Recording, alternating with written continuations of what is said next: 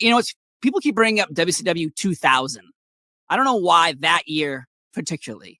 And they bring it up when something isn't going right in another company. Like, oh, it reminds me of WCW 2000. But WCW 2000 also had Young Dragons and 3 Count beating the crap out of each other in ladder matches. So what are your thoughts on people associating your time with the Young Dragons and 3 Count, but in a year that people do not appreciate at all for WCW fans?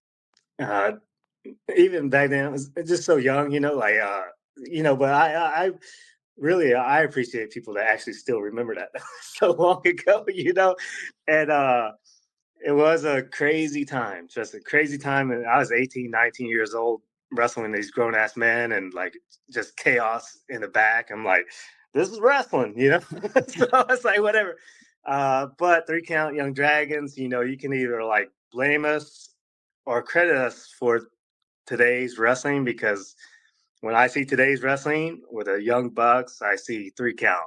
I see, the Young Dragons, the Lucha Bros, and all that kind of stuff, and the TNA guys. And it's like we kind of started or ruined the wrestling trend with that styles of matches. But the thing is, being young and going out there and trying to do anything possible just to let the company pay attention to us. And I understand it from the new guys and the risks that they're taking.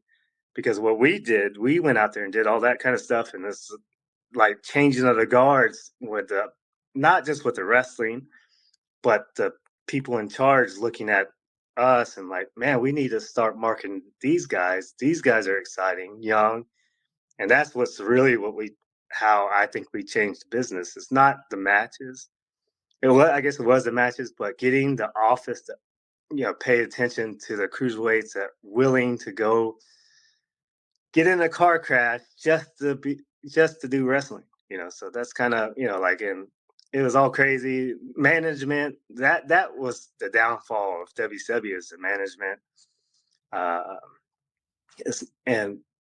But there was still some good stuff that came out of the 2000s. A lot of dudes came from the 2000, 2001 era. So like, oh yeah, I love, again, there are good and bad. The young, hungry wrestlers like yourself at the time, obviously, I like the Natural Born Thrillers was a group with so many great talkers and wrestlers and young people. So there are obviously terrible times in any year of any company that's doing well, but WCW 2000, I think, 3 Count, Young Dragons. You like 3 Counts music. You have 3 Counts music.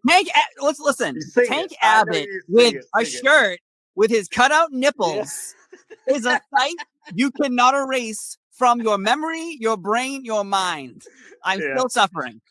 2000, New Blood Rising, man. That was hilarious.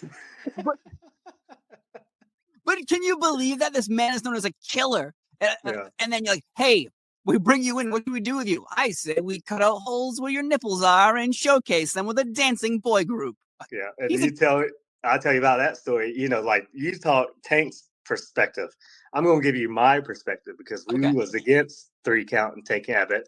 And every night, Tank Abbott had to knock me out.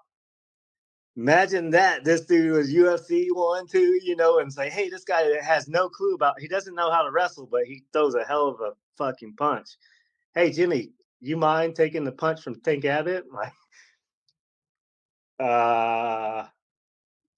I guess. Yeah, so that's the dumb young guys that were willing to do anything for wrestling. And oh man, do you remember the time Tank Abbott pulled a knife on his trainer on pay-per-view, and even the commentary team was like, I don't know what he was gonna cut his beard off. The guy he was holding didn't have a beard, by the way. Yeah, the crazy times, man. Tank Abbott. Can you believe that? Yeah. It's crazy.